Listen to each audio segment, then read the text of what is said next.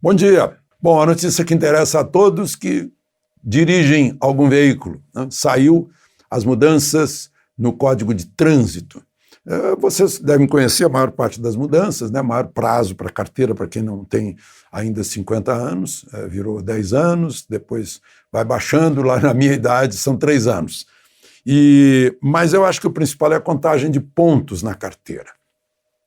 Para os profissionais do volante, essa era a grande reclamação de caminhoneiros, de taxistas, que aumentasse, e dobrou. Foi para 40 pontos, o momento de perder a carteira. Para os outros, ou seja, para nós, em geral, é o seguinte: se você não tiver nenhuma infração gravíssima, ou seja, não tiver passado o sinal fechado, não tiver excesso de velocidade acima de 50%, não tiver na moto sem capacete, não tiver fazendo uma ultrapassagem lá onde a faixa é dupla, então você, se não tiver nenhuma dessas infrações gravíssimas, o número de pontos é 40.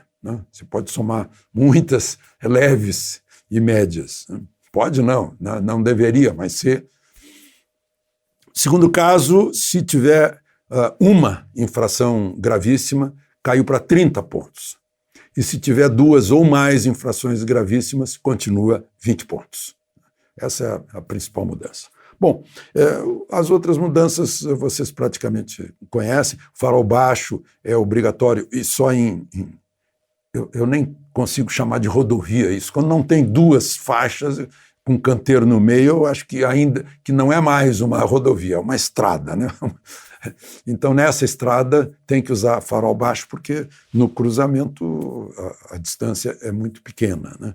E com fumaça de gente que bota fogo na beira da estrada, ou com neblina, ou com chuva, já fica menor a visibilidade, fica mais fácil de ver, inclusive pelo retrovisor. Só para lembrar, né, o farol do carro não é só para o motorista ver, é para o carro ser visto.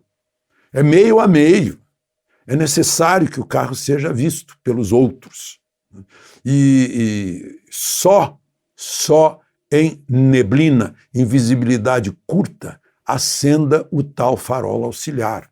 Porque ele tem só um facho, ele ofusca os outros. E acende mais um filamento atrás que ofusca quem vem atrás também. Só para lembrar, né? Não tem nada a ver com as mudanças que houve, mas já que estamos falando nisso, para lembrar. Bom, mudando de assunto, eu lamento que professores entrem na justiça pedindo liminar para não abrir escola.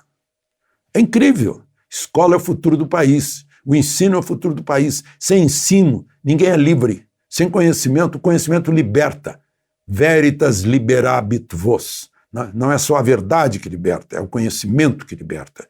Alguém com a cabeça própria, pensando, tendo informação, não vai ser escravo de ninguém, de nenhuma ideia, né, que queiram meter na sua cabeça. Você vai ter as suas ideias. E aí? Exemplo, Escola Militar do Rio de Janeiro, Escola Militar de Belo Horizonte. Os professores civis, não pode. Né? Sindicato, professor militar, vai lá, ele obedece à lei militar. Agora, os professores civis não puderam, né? Assim como em outros lugares aí. Meu Deus do céu, né? O que há? Claro que há os princípios de proteção em relação ao coronavírus, né? Mas em muitos lugares já não há mais. Não há esse perigo. E se é arejado, se há possibilidade de manter distância, né? Se a gente sabe que a juventude praticamente, o coronavírus não se dá bem com a juventude, né? E com os jovens, com as crianças, né? Então, temos que pensar nisso. Por fim, discurso na ONU.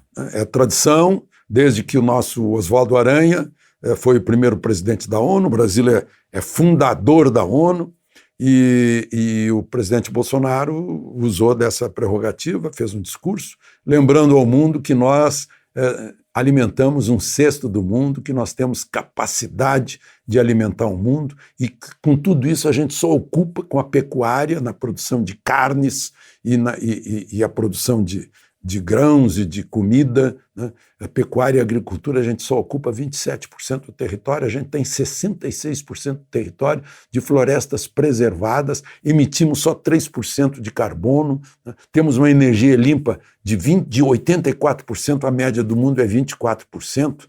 Então, toda essa campanha que estão fazendo por aí, né, é uma campanha que não está baseada em fatos. Ele chegou a lembrar, olha, a floresta úmida amazônica não propaga fogo lá dentro. Né? E agora é interessante que o satélite pega garimpo, né, pega desmatamento, mas não pega o sofrimento de quem está lá dentro, tentando preservar o meio ambiente, né, meio solto lá dentro, como eu vi hoje em depoimentos lá no Supremo. Aliás, falei em garimpo, houve uma ação policial contra garimpeiros, lá no sul do Pará, os garimpeiros reagiram fechando a BR, lá na altura de Redenção, do município de Redenção, e está cheio de caminhoneiro, pelo menos ontem estavam lá se acumulando para poder entregar a riqueza, e não pode, porque estava interrompido. Vamos ver que providências vão ser tomadas por lá. De Brasília, Alexandre Garcia.